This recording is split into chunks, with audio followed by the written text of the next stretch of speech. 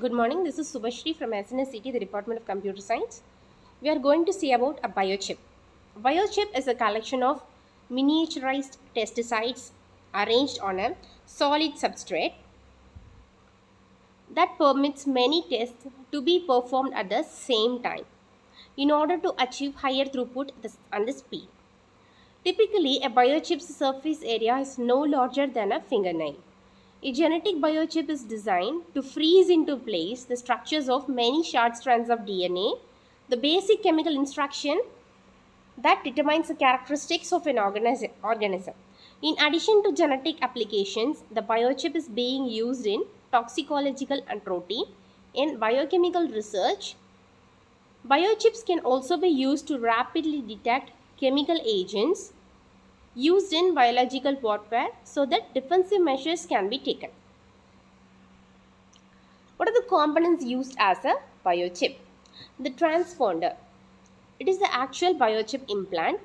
It is a passive transponder, meaning it contains no battery or energy of its own. In comparison, an active transponder would provide us its own energy source, normally a small battery. The reader consists of an exciter coil, which creates an electromagnetic field that via radio signals provides the necessary energy through it. The reader also carries a receiving coil that receives the transmitted code or ID number sent back from the activated implanted biochip. How it works? The reader generates a low power electromagnetic field, in this case via radio signals, which activates the implanted biochip. This activation enables the biochip to send the ID code back to the reader via radio signals. So we have to analyze whether the reader amplifies the received code or not. So the conversion takes place here into a digital format. It decodes and displays the ID number on the reader's LCD display. The reader must normally be between 2 and 12 inches near the biochip to communicate the reader, and the biochip can communicate through most materials except metal. So, biochip transponder. It comprises of computer microchip, antenna coil, tuning capacitor, glass capsule, etc.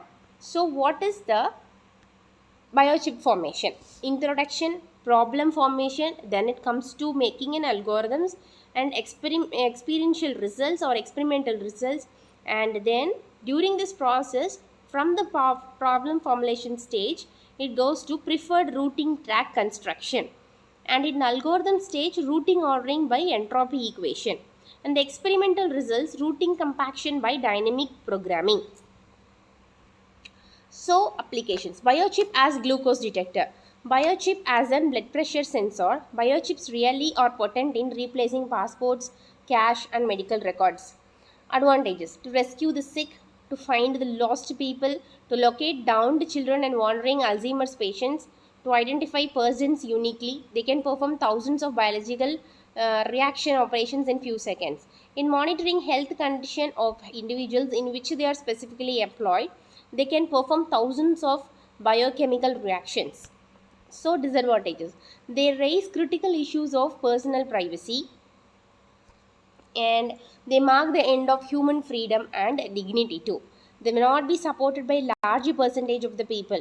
There is a danger of turning every man, woman, and child into a controlled slave. They can be implemented into one's body without their knowledge. So, what is the conclusion here is infotech will be implanted in our bodies. A chip implant. Here, I want to say about the disadvantages again.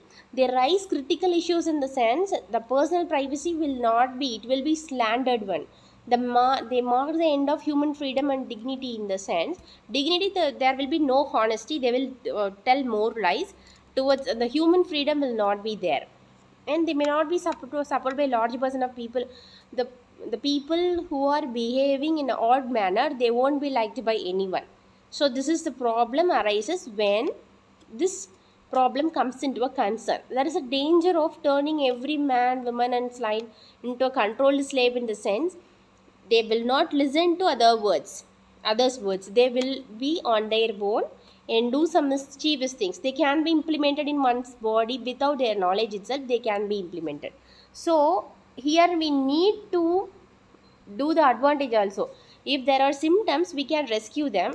We can find the people, lost people, to locate downward children and wandering Alzheimer's patients and all, to identify the persons uniquely. They can perform thousands of biological reaction operations in a few seconds, right?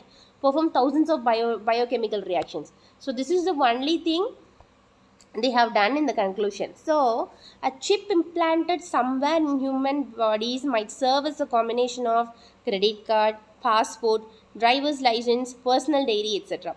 No longer would it be needed to worry about losing the credit cards while traveling. A chip inserted into human bodies might also give us extra mental power. So this is the conclusion, but it will not be allowed. As the humans, we have to limit the usage of technologies. Only they are the advancements of technologies we have to